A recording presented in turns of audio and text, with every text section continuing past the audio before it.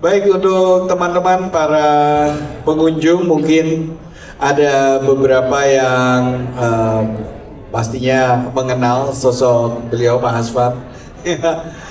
Nah, karena juga pengurus IAI ya Pak ya? Iya, saya pengurus IAI. Pengurus IAI juga ya?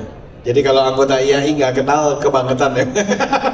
Ada beberapa teman-teman di sini. Ada beberapa ya pasti. Oke, langsung aja saya atau kami di Founder Talk ini biasanya membahas ya, kita akan membahas lika-liku perjalanannya Pak Hasvan, khususnya juga mungkin dari DGA Indonesia, kita lebih mengenal lagi.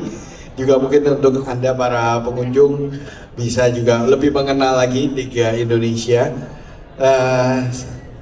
Pertama-tama ya Pak Ivan, kita mau tanya tentunya pasti dari sejarah atau dari masa lalu.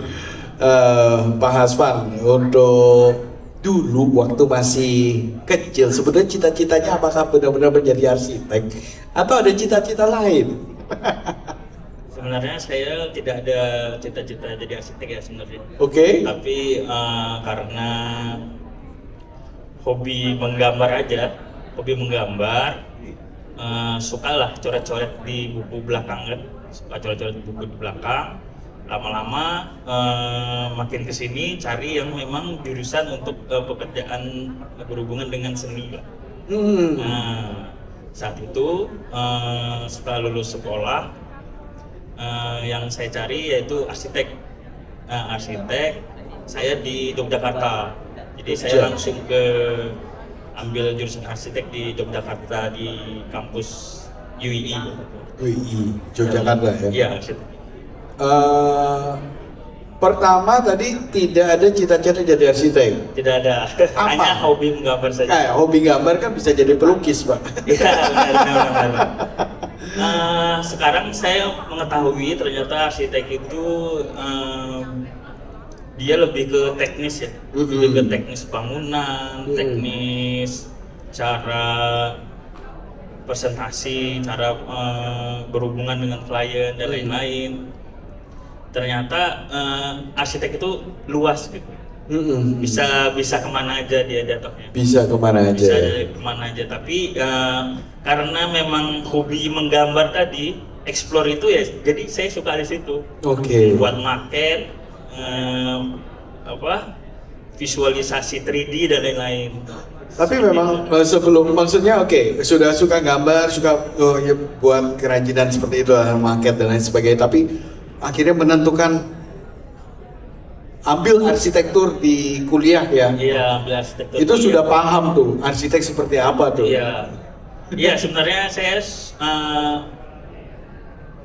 belajar dulu ya untuk mencari jurusan apa sebenarnya yang memang cocok sama ini, yang tidak terlalu banyak matematika dan lain-lain. Ya seperti itu. Ternyata ada hitung-hitungannya juga. Ternyata ada hitungannya juga pas sudah di dalam kampus itu sendiri, struktur dan lain-lain kan perlu ternyata. Oke. Pak Ivan, cita-citanya apa kok Pak Ivan? Ya, selamat sore semua sahabat, teman-teman arsitek, desainer, ada junior arsitek juga. Thank you kesempatannya sore ini kita bisa bersama di sini bertiga, Pak Luis, Pak Aswan juga. Sebenarnya saya dari kecil itu lebih banyak ke arah dunia pertunjukan, Pak. Pertunjukan. Jadi saya dari kecil udah menyukai musik, tapi ke pertunjukan musiknya. Terus saya suka lihat film, suka teaternya, kayak gitu, kira-kira gitu. Jadi memang dari kecil arahnya ke sana. Saya suka ke arah dunia pertunjukan, kurang lebih seperti itu. Sehingga kalau sekarang tanya hobi saya suka lihat performance, saya suka lihat stage art seperti itu sih. Ya. Sebenarnya nggak jauh-jauh ya Pak Ivan dengan Pak Hasvan ini orang seni. Walaupun satunya seni pertunjukan, satunya seni lukis yang ke arah sana. Tapi inilah dunia kita kurang lebih sama gitu. Nah, kembali ke Pak Hasvan untuk perjalanannya setelah kuliah dan bekerja. Pertama langsung menentukan selesai kuliah langsung bekerja di biro arsitek, atau mungkin mengembangkan ilmu melukisnya lagi, kegemarannya melukis. Iya Pak, jadi waktu setelah selesai kuliah itu kan memang sama seperti halayak mahasiswa yang mencari pekerjaan seperti itu. Saya langsung keterima di salah satu developer di Samarinda, developer yang besar yang pertama mungkin ya, di Samarinda. Di situ saya sebagai junior arsitek. Itu kurang lebih 2 tahun saya di situ, tapi karena ada niatan memang saya mau berwirausaha, jadi saya pelajari semuanya. Saya mengenal tukang, untuk setiap pembangunannya di sana saya datang ke lokasinya. Jadi arsitek itu tidak hanya di belakang meja gambar saja, tapi kita harus tahu mengeksplor dan apa yang ada di lapangan berhubungan dengan mandor-mandor, tukang, toko material dan lain-lain. Jadi kita tahu, oh ternyata pemasangan ini seperti ini, pertemuan ini, dan kita pun belajar dengan tukang langsung. Walaupun saya saat itu masih fresh graduate ya. Masih fresh graduate? Ya, umur saya itu waktu itu masih 24. Oke. Jadi menurut saya itu ada keinginan untuk berwirausaha, tapi masih ingin belajar lagi. Jadi setelah saya sudah cukup ya, mungkin sekitar 2 tahun, saya memberanikan diri untuk resign dan saya mencoba untuk membuka biro arsitek sendiri. Oke, berarti memang ada keinginan dan memanfaatkan kesempatan untuk saat bekerja di ini dengan menggali sebanyak mungkin ya ilmu ya. Berketemu dengan teman-teman material, mandor dan lain-lain. Cuma saat itu sekitar 16 tahun yang lalu ya, material tuh tidak ada booming seperti sekarang. Maksudnya ya kami hanya mengeksplor yang ada, material yang ada aja di Samarinda. Nggak kayak sekarang nih, ada WPC, ada roster, ada mainan. Dulu tuh klien itu taunya, Mas saya nih taunya dari Gria Unik ya. Dulu ingat zaman dulu tahun 2012 itu di Antv apa Indosiar itu di TV, itu zamannya masih zaman BBM kalau nggak salah. Masih zaman BBM tuh 2009 2010. Mas saya mau seperti ini, kayak gini. Bu, material ini tidak ada di sini, jadi kami bisa memberikan alternatif lain seperti ini. Jadi ya seperti itu Pak. Alhamdulillahnya sekarang kan sudah mulai banyak perkembangan material, perkembangan ini. Dulu tuh kan ada, dulu itu nggak ada sama sekali kayak plafon PVC dan lain-lain. Dulu tuh ya kami pakai lamber siring yang dicat pakai cat pernis supaya bisa kelihatan seperti kayu. Oh iya. Ya seperti itu, karena material 16 tahun lalu itu tidak seperti sekarang. Apalagi kami itu, saya mencoba mengedukasi bahwa kita tuh sebenarnya harus pakai minimal pakai, ada orang yang membimbing orang yang ingin bangun rumah seperti arsitek lah. Jadi mereka juga bisa tahu bahwa apa yang mau dikerjakan sama mereka mau membangun rumah masih sesuai dengan budget yang mereka inginkan. Kalau tidak memakai arsitek kan otomatis hanya bayang-bayang saja. Nah seperti itu. Jadi kesini kami banyak juga mengedukasi teman-teman. Zaman dulu 16 tahun lalu kan masih agak berat ya memakai arsitek itu. Kayaknya eksklusif banget gitu, terlalu mahal lah, atau bagi mereka terlalu mahal untuk membayar gambar dan lain-lain. Tapi ternyata kita kena boomingnya sosial media ya. Zaman BBM waktu itu ada Instagram, baru mulai Instagram, di TV-TV juga sudah mulai. Tapi itu belum masuk YouTube kali ya. YouTube tuh baru-baru belakangan. Setelah itu masuk Pinterest terakhir. Jadi mungkin 5 tahun belakangan ini saya lebih banyak diperkenalkan dengan media sosial yang mereka inginkan gitu. Mas saya ingin seperti ini, saya ingin. Akhirnya arsitek ini kepake juga. Seperti itu. Oke. Gimana menurut Pak Ivan nih? Pengalamannya maksudnya memanfaatkan, jarang loh ada maksudnya anak baru fresh graduate terus memanfaatkan benar-benar dunia pada saat bekerja ini, menggali sebanyak mungkin dengan satu tujuan, pengen berwirausaha sendiri. Iya benar. Nah, gimana Pak Ivan? Oke. Jadi sebenarnya ngobrol sama Pak Asman ini enak banget ini. Gak usah banyak ditanyain, ceritanya udah mengalir. Iya. Jadi mungkin saya izin Pak Luis sebagai sahabat teman-teman di sini semua tahu kenapa mulai Januari ini kita setiap kegiatan di keliling kota 1 bulan 2 kali 2 kota yang berbeda, kita mengadakan satu session untuk ngobrolin tentang founder talk ini. Jadi itu banyak sekali ternyata teman-teman desainer selama saya bekerja di bisnis ini, di dunia ini, ekosistem ini, ternyata mereka ini sungguh luar biasa. Bukan hanya seniman Pak, mohon maaf. Sebenarnya saya udah lihat sisi entrepreneur dari teman-teman desainer itu luar biasa. Saya tadi sempat sharing sedikit. Salah satu konsep dari Principle Collective Network itu kita mengembangin suatu tempat, suatu venue di setiap kota. Itu didoakan ya, Samarinda sebentar lagi juga ada, karena kemarin saya udah ketemu, itu udah beliau di sana yang merencanakan untuk membuat desain hub di Samarinda. Jadi desain hub itu suatu tempat venue Pak, izin. Jadi ada kafenya, ada material roomnya, ada display untuk karya-karya yang dibuat oleh teman-teman desainer. Jadi contoh di Surabaya tanggal 2 Juni nanti akan dibuka juga di Desain Hub Surabaya, lokasinya di Surabaya Barat, itu melibatkan juga 12 arsitek yang suka melukis Pak.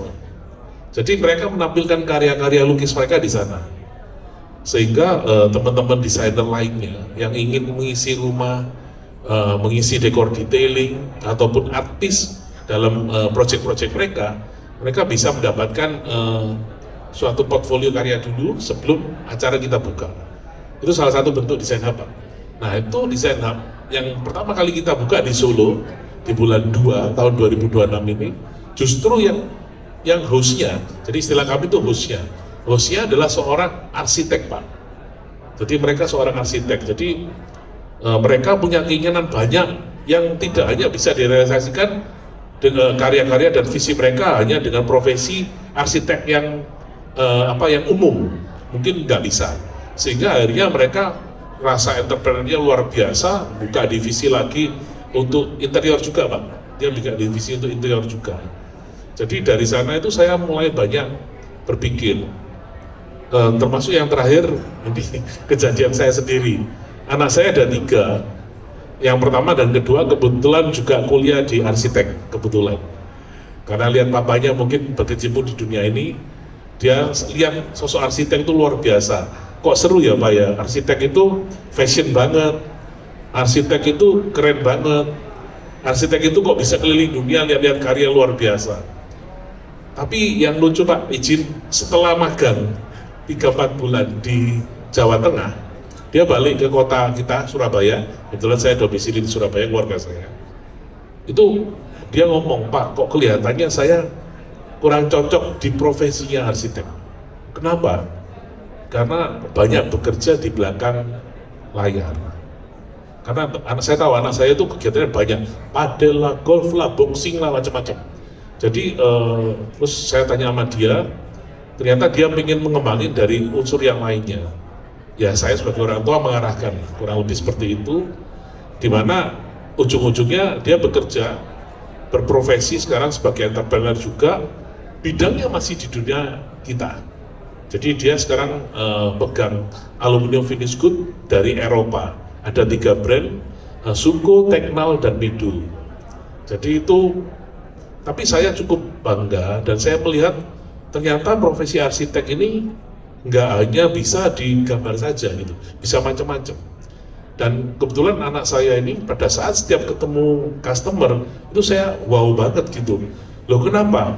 Pada saat saya jelaskan produk-produk itu beda dengan perspektifnya dia, karena dia adalah sosok arsitek yang udah menguasai ilmunya di bangku kuliah. Pada saat dia ketemu customer, dia presentasi, itu perspektifnya keilmuan arsitek itu dipakai semua, sehingga ya jujur jualannya lebih gampang Pak daripada saya karena udah ilmunya udah dia dapat semua, dari opening, ukuran, bagaimana menampilkan sliding punya rel di dalam di lantai, itu dia bisa ngomong banyak gitu, seperti itu. Jadi sekali lagi tujuan Founder Talk ini juga kita ingin mengangkat teman-teman di kota-kota yang kami kunjungi untuk bisa lebih punya visi selain juga berprofesi, amin-amin bisa berprofesi, tapi juga menjadi berkat buat lebih banyak orang. Menciptakan lapangan-lapangan pekerja yang juga lebih banyak lagi. Dari sekedar mungkin dari biro arsitek awalnya bisa kembang kemana-mana. Ada yang buka kafe, yang sering dipakai teman-temannya arsitek untuk ngumpul. Nah itu kan banyak sekali yang bisa dikembangin. Nah itu kita mencoba dengan Founder Talk ini mengilhami, menyemangati teman-teman sekalian untuk bisa lebih berpikir untuk lebih luas lagi. Izin kebetulan di sini saya juga lihat teman-teman junior arsitek, mungkin ada yang masih kuliah, mahasiswa, berapa saya tanya tadi listan, mereka masih mahasiswa. Harapan saya, ayo ilmu arsitek ini luar biasa. Otak kiri, otak kanan dipakai semua arsitek itu. Dan saya kasih bocoran sedikit dari satu jurnal yang saya baca. Itu 5 profesi di dunia yang sangat-sangat kepake untuk kita hidup, bersosialisasi dalam pekerjaan. Itu 5 arsitek masuk. Jadi silakan teman-teman jangan kecil hati. Ilmu arsitek itu luar biasa dan bisa kita terapkan di mana-mana. Ini kurang lebih seperti itu sih Pak Luis penjelasannya sekilas tentang konsep ini. Dan sekali lagi saya nggak perlu tanya banyak, beliau sudah menjadi contoh luar biasa dari usia 24 tahun Pak ya. Dari usia 24 tahun itu berarti baru lulus kuliah 2 tahun ya Pak ya? Iya. Tapi waktu itu udah lulus kan Pak? Udah. Oke. Jogja? Di sini. Nah, Kerjanya di sini. SIM dari 24 tahun udah mulai memikirkan ke depan ini bukan hanya sebagai profesi arsiteknya yang menggambar, tapi ternyata juga ngembangin ke konstruksi ya Pak ya? Konstruksi juga, kemudian ke interior Pak ya? Interior. Wah luar biasa. Ada 3 divisi. Ada 3 divisi. Sorry Pak, memperkerjakan berapa banyak orang Pak? Untuk yang di konstruksi ada sekitar belasan. Luar biasa. Di konstruksi, kalau yang untuk yang di biro arsiteknya sendiri itu ada ber-5 karena studio kecil aja. Wah luar Kalau biasa. interiornya tuh ada Gak kecil Pak, gak kecil Pak. Kalau interiornya tuh mungkin sekitar ber-5 juga karena kan kerjaannya tidak selama kerjaan konstruksi. Oke. Dan mebel tuh paling 2 bulan selesai, 3 bulan selesai. Berarti 20 orang lebih Pak udah ini. Iya, kurang lebih. Nah luar biasa tepuk tangan betul. Ya jadi teman-teman ini saya nggak banyak tanya, ternyata udah bercerita banyak luar biasa. Jadi sekali lagi saya encourage teman-teman, lihat beliau lulusan dari Jogja ya Pak ya. Izin. Masih punya impian yang luar biasa ke depannya. Nanti habis ini akan sharing. Kita juga harus berpikiran seperti itu, punya semangat yang sama. Beliau jangan anggap kita tinggalnya di daerah nih pasti ketinggalan. Kebalik, justru kalau teman-teman berkumpul dengan ekosistem kita di sini, pengembangan dan perluasan Samarinda ini luar biasa. Tadi saya dapat bocoran ada pengembangan wilayah baru ya Pak ya, betul ya? Tadi dapat dari teman-teman informasi dari teman-teman wartawan ya, ada pengembangan baru. Jadi itu profesi kita sangat dibutuhkan banget di dunia ini seperti itu. Ya silakan Pak Luis. Ya, istilahnya ada suatu niat yang saya kagumnya dari seorang fresh graduate tuh sudah berpikiran akan berwirausaha dan akhirnya 2 tahun aja cukup menggali semuanya. Kira-kira setelah mulai menapaki wirausaha nih Pak, suka dukanya seperti apa nih? Boleh ceritain? Ya, Ada kendala yang masih terkenang sampai sekarang mungkin? Biasanya sih Pak lebih banyak ke pihak ketiga terlambat seperti itu Pak. Jadi kita sudah running tapi ada pengiriman yang bisa yang menghambat untuk perjalanannya, kirim dan lain-lain, pintu jati dan lain-lain, itu kan perlu waktu ya, dan kami juga dikejar ya seperti itu. Sisanya ya lebih banyak seperti kejadian-kejadian yang di luar dugaan ya. Kan kami membangun juga, tetapi ada sindikat-sindikat seperti kemalingan material dan lain-lain seperti itu. Itu juga termasuk yang mengurangi ini ya, kami ini jadi keterlambatan di konstruksi seperti itu, harus order lagi dan lain-lain kan. Itu. Dan yang bikin mungkin tambah panik karena ini udah pakai bendera sendiri ya Pak ya. Iya. Kalau ikut sama orang kan masih udah ada bagiannya yang ngurus ini. Kalau ini kan bendera sendiri udah harus mempertahankan kualitas nih. Ya, seperti itu. Nah terus dari mulai arsitek terus berkembang tadi masuk ke interior, masuk ke konstruksi, itu mana yang duluan tuh? Waktu pertama kan apa langsung sudah berpikiran aku akan mengambil semua design and build? Jadi sebenarnya kami ini fokusnya di Biro Arsitek Pak, itu tahun 2013 ya. 2012 kami sudah mengikrarkan diri untuk membuka Biro Arsitek sendiri. Setelah itu jalan beberapa bulan berikutnya, owner yang kita gambarkan itu ingin satu pintu sebenarnya. Tapi dari kami itu juga tidak mengekang mereka untuk boleh aja untuk membangun di tempat yang lain atau dia untuk di kontraktor yang lain. Tapi ya jadi kami itu berpikir gimana caranya ini kayaknya salah satu peluang juga. Jadi makanya ada divisi konstruksi itu di tahun 2014-2013 itu.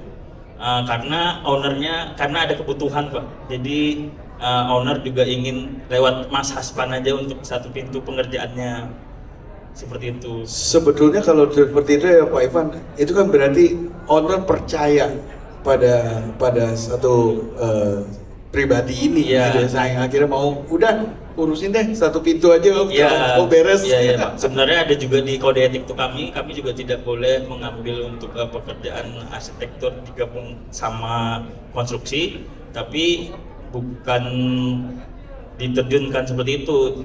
Akhirnya kami pisahkan, saya berpartner sama orang sipil juga.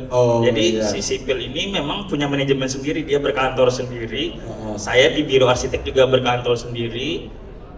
Kalaupun memang untuk pengerjaan satu pintu di kita, otomatis kita adakan lelang dulu untuk ke konstruksinya, ke kontraktornya, tapi kita rekomendasikan dulu ya, untuk yang memang satu pintu di kita ini. Kenapa? Karena setiap desain kami ini kami ingin jaga untuk pekerjaan di lapangannya, gitu. Karena kan jika kontraktor dipegang orang lain kan agak susah misalkan untuk komunikasi dan lain-lain. Tapi kalau misalkan dalam satu rel, walaupun manajemennya berbeda nih Pak, sebenarnya kontraktor berbeda, arsitek berbeda, tapi kami ingin menjaga untuk desain yang akan terbangun nanti. Istilahnya udah klik lah ya, udah pasti dia tahu yang kita mau gitu kan ya. Iya seperti itu. Ya oke. Terus ada nggak project yang paling terkenang? Salah satu project yang mungkin paling sampai sekarang nggak terlupakan karena mungkin itu masterpiece, atau mungkin itu ada sesuatu yang capek banget project itu, ada nggak Mas selama ini? Bisa lihat di Instagramnya di GT Bisa, itu ada saya posting di situ, mungkin yang masterpiece. Jadi bisa kelihatan di situ. Saya ada ngerjakan tahun 2017 mau salah, selesainya 2018, biar 1 tahun lebih.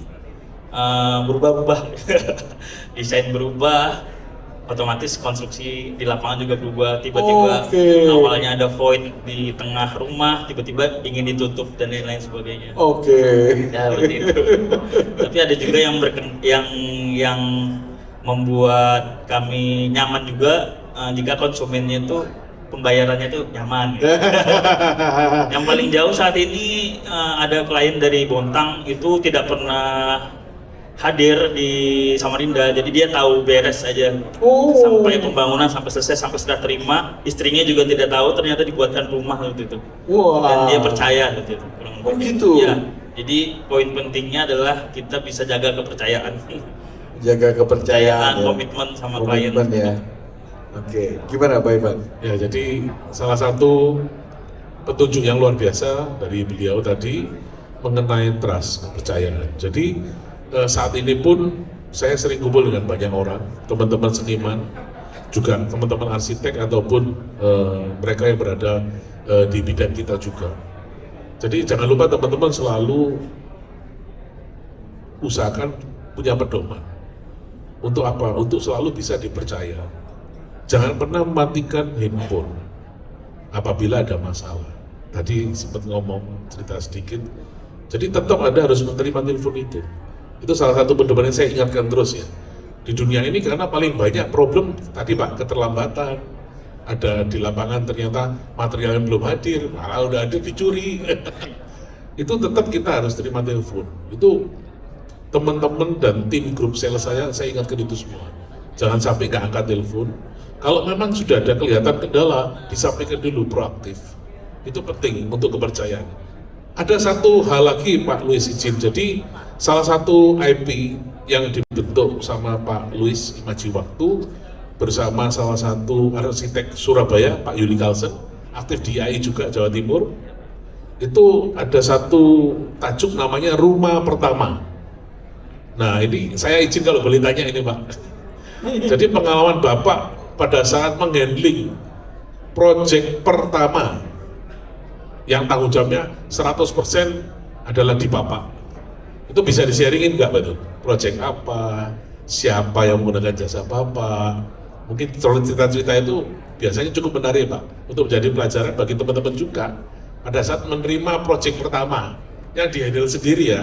Jadi bukan melalui biro arsitek sebelumnya, tapi yang sudah pakai bendera sendiri. Izin Pak. Ya, untuk pengerjaan proyek pertama kami itu tahun 2012 ya, saat kami sudah saya resign dan partner saya juga resign juga. Kebetulan partner itu juga salah satu pengawas juga di situ. Jadi kami sudah kenal dekat, tapi dia sipil, dia pengawas. Saya bagian arsitek junior, salah satu developer itu, dan kami bareng-bareng ikhtiar untuk membuka usaha bersama. Saat itu yang kita handle atau kontrak pertama itu kos-kosan di Jalan Banggeris kalau nggak salah. Ya di Samarinda Pak. Dan dari DP yang beliau tuh kami sudah bisa beli printer besar. Dari situ sebenarnya, oh ini lumayan nih untuk start untuk kita mulai. Ya seperti itu Pak. Itu kenangan yang pertama. Setelah itu makin kesini pekerjaan kos-kosan, gambar kos-kosan selesai. Ya itu tadi Pak, klien ingin satu pintu. Tapi memang satu pintu ini kita tidak serta-merta mengiyakan, tapi kita berpikir berdua dulu sama partner itu, ini gimana kita ambil apa tidak, karena kan kita nggak ada pengalaman pembangunan dan lain, tapi saya sudah banyak kenalan mandor di developer tersebut dan lain-lain, kita tanya dan lain-lain, pengambilan material dan lain-lain, karena di sana kan ada logistik, ada apa, ya udah kita handle sendiri, akhirnya udah kita kontrak satu pintu Pak. Akhirnya selesai pekerjaan rumahnya, dia minta interior lagi dan kita pusing lagi mau diambil apa enggak kan, kita enggak kenal, enggak tahu siapa gitu. Akhirnya keliling-keliling, 16 tahun lalu itu tidak terlalu banyak ya pemain interior dan lain-lain, apa pemain mebel interior dan lain-lain, tapi ya kita ikhtiar aja cari, alhamdulillah dapet, ya udah itu kita pegang aja sampai sekarang. Itu akhirnya interior, konstruksi dan arsitek. Jadi proyek pertamanya beliau ini langsung bungkus semua Pak ya? Iya, langsung tiga-tiga Pak ya? Iya. Wah luar biasa. Karena itu ada peluang sih sebenarnya Pak. Kalau misalkan digambar selesai pengerjaan ya udah selesai. Tidak serta-merta untuk kontraktor dia bisa pilih yang lain, pembangunan atau ada mandor keluarga dan lain-lain juga tidak masalah bagi kita kayak gitu. Pak mungkin ada saran apa? Ini ilmunya Bapak ini kan luar biasa nih. Diam-diam pertama kali project dengan bendera sendiri langsung bungkus rapat semua dapat. Ini teman-teman mungkin bisa di-share Pak. Apa ya, ilmu atau suatu hal yang Bapak bisa sharekan supaya semakin memungkinkan pengalaman ini bisa dicapai oleh teman-teman juga. Mungkin jatuh bangun sih sebenarnya. Ya ketipu ya juga, salah hitungan ya juga, Jadi ya jalanin aja dulu, kalau misalkan ada rasa ingin mau berwirausaha sendiri atau mau yang penting niatkan aja dalam hati kalau kita nih ingin berguna atau bermanfaat bagi orang lain.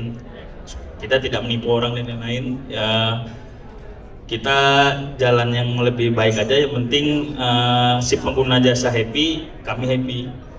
Apalagi kalau pembangunannya sampai selesai dan hasil yang sudah dibangun itu bisa jadi portfolio bagi kami kayak gitu.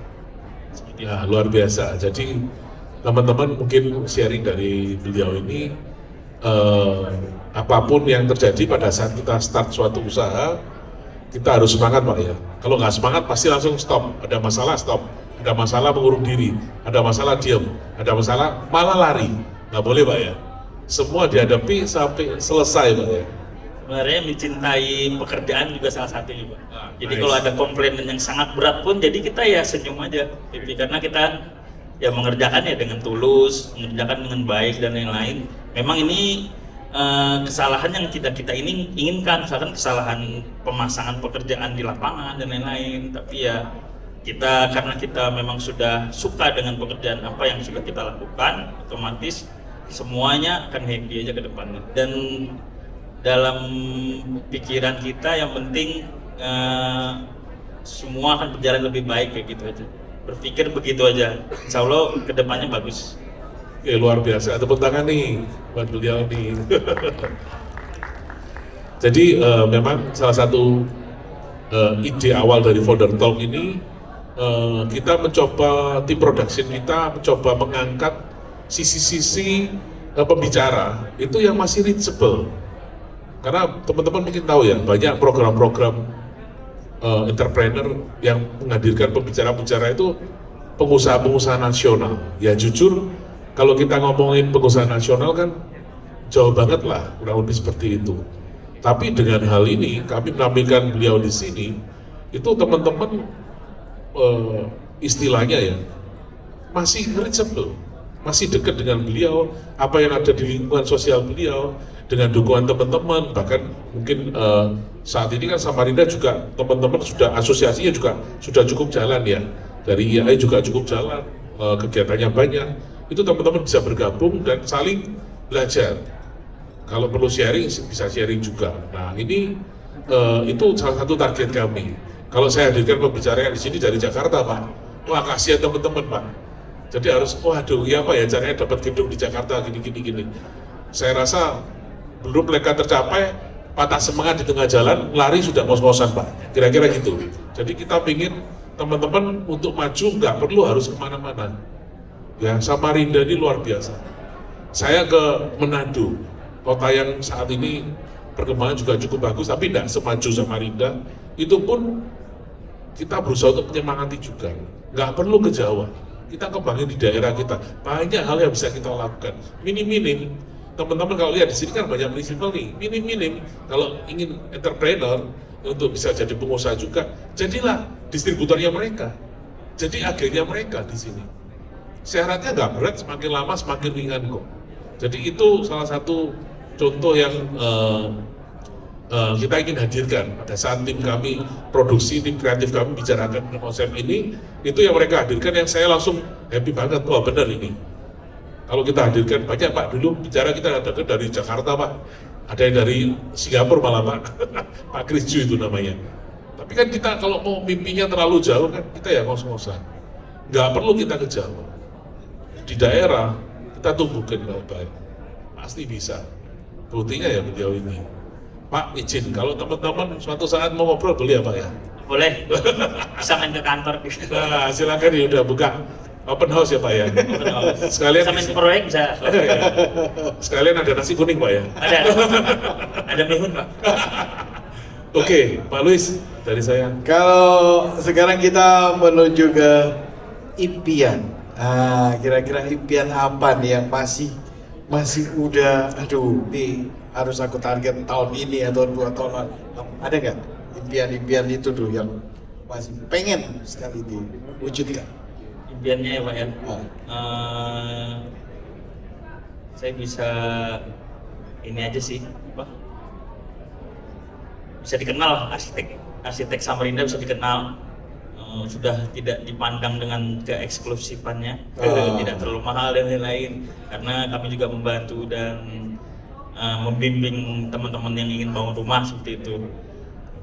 Untuk yang kedepannya kami bisa ekspansi ya, satu Indonesia. Seperti itu. Amin, amin, amin ya. Jadi harapannya ya karya-karyanya, tapi selama ini karyanya lebih banyak residence ya? Iya Pak, rumah tinggal pribadi biasanya, Rumah pribadi. kos-kosan, rumah tinggal pribadi. Nggak pernah lelang-lelang proyek, nggak pernah. Nggak pernah ya? Nggak pernah. Komersial? Ya, Komersial area atau public area gitu? paling yang untuk publik itu Pak di Jalan Sirat Salman tuh ada warung tuh Pak, ada kayak warung makan gitu. Ya itu paling yang pertama paling itu. Sisanya ya udah banyak kan rumah tinggal dan rumah tinggal pribadi Pak. Rumah tinggal pribadi ya. Tapi lebih ada yang di luar Samarinda nggak? Yang lebih project yang di luar Kalimantan Timur bahkan atau di luar Kalimantan bahkan? Yang di luar Kalimantan biasanya lebih ke gambar arsiteknya Pak ya. Oh gambarnya? Ya, dari Ya. gambar arsitek hanya beberapa sih Pak. Oh Jadi gitu. daerah Tarakan, daerah Bontang, Balikpapan. Sisanya ya kami menghandle untuk yang kita mengedukasi teman-teman di Samarinda aja udah lumayan lama, hampir 15 tahun masih harus ya udah pakai jasa arsitek, memang ini membantu kalian sebenarnya seperti itu Pak. Itu aja masih cukup lama. Oke. Mengedukasinya. Cukup Samarinda aja udah cukup sih sebenarnya. Tapi lambat laun kami harus ekspansi Pak. Iya betul. Oke, kita doakan ya semoga tentunya bisa terwujud, bisa ekspansi, mendapatkan proyek-proyek juga di daerah-daerah lain. Pak Hasfan, kalau tadi dikatakan pandangan warga, pandangan ini terhadap arsitek itu kan sesuatu yang masih mahal, masih aduh belum nggak usah pakai arsitek lah begini-begini ya. Sementara Anda banyak menangani project resident, rumah pribadi. Berarti itu kan orang yang mereka, oke, aku harus pakai arsitek, udah sadar pakai arsitek ya kan. Tuntutannya macam-macam mereka. Ya, kalau tuntutan sih wajar ya Pak ya. Semua apalagi pasangan suami istri Pak. Jadi ada dua pemikiran nih Pak. Si istri ingin seperti ini, si suami ingin seperti ini, jadi ya sering bertolak belakang juga. Tapi untuk yang kesulitan untuk yang mengedukasi itu ya seperti itu Pak. Seketika mereka ingin membuat atau rumahnya ditambahin ini dengan ini material dan lain-lain, itu masih belum ada di Samarinda seperti itu. Oh, oke, materialnya ya. Iya, materialnya. Kesulitan untuk mengeksplor Iya. material. Dan kami sebenarnya sudah sangat terbantu Pak dengan adanya media sosial, adanya YouTube yang banyak membangun desain-desain rumah seperti Wicak, seperti arsitektur, seperti apa itu Rizky ya, Mas Rizky, YouTube Rizky kan lebih banyak mengeksplor desain, dia eksplor rumah yang ditinggali sendiri, bukan perumahan yang di review gitu, tapi rumah yang cantik, rumah yang nyaman dihuni, di review sama dia. Nah, jadi dia kan sosial media ini kan tidak ada batasan Mbak ya. Iya, Ya orang betul. Samarinda juga bisa membuka gitu, bisa ngelihat dan betul. lain-lain. Akhirnya ya mereka mencari orang yang bisa untuk Terpicu ya akhirnya ya terpicu. untuk ini juga ya, pengen seperti ini tapi kok nggak bisa bikin sendiri. Iya, bikin sendiri. Apalagi kalau untuk rumah satu lantai aja mungkin masih bisa Pak, handle langsung sama tukang gitu kan. Udah Pak, DNA saya seperti ini. Tapi kalau sudah range-nya bangun rumah 2 lantai itu ya agak kesulitan, dia pemipaannya bagaimana, Iya. susunan struktur atap bagaimana, Mulailah pembuangan sadar. limbahnya atau pembuangan air hujannya kemana, itu kesulitan dia sudah. Mulailah sadar ini arsitek perlu ini Ya, ya. sering banget, Pak. Gitu ya. Oke, kita kasih kesempatan tanya jawab ya kepada teman-teman para pengunjung yang ingin bertanya kepada narasumber kita, Mas Hasfan, dan juga mungkin ke Pak Ivan juga boleh ya kalau ada yang mau bertanya. Silakan. Ada?